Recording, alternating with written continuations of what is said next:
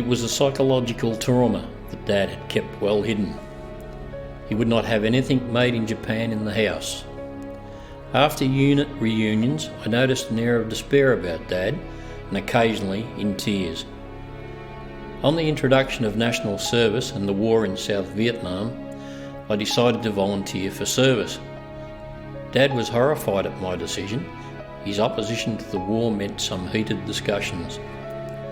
Some years before he died, Dad opened up about why he would have nothing to do with anything Japanese. His first action was supporting the 7th Division in Syria.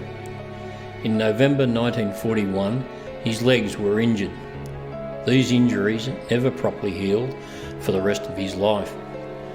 While he was in the hospital in Palestine, his unit was returned to Australia on the converted cruise ship, the Orcades. Because of his injuries, Dad was not included in this draft. Instead, he found himself on a Dutch hospital ship, the Oranje. Dad enjoyed this trip and even sang one song in a concert on board. Meanwhile, the Japanese were moving through the Netherlands East Indies, and it was decided to make a stand against the Japanese on Java. His unit on the Orcades was diverted to Java. 856 officers and men in his unit were captured.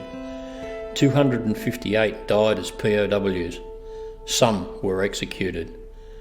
On arrival in Australia, he was then transferred to the 115th General Hospital for further treatment. Later, he was discharged as medically unfit for service. His burden of guilt was enormous. He had survived, his mates had died. The shame that Dad carried affected him and so many around him. Once I said to Dad that you cannot blame the children for the sins of the fathers, and to some degree I think that his stance changed. I feel Dad's quality of life may have been better had he not hidden this sense of guilt.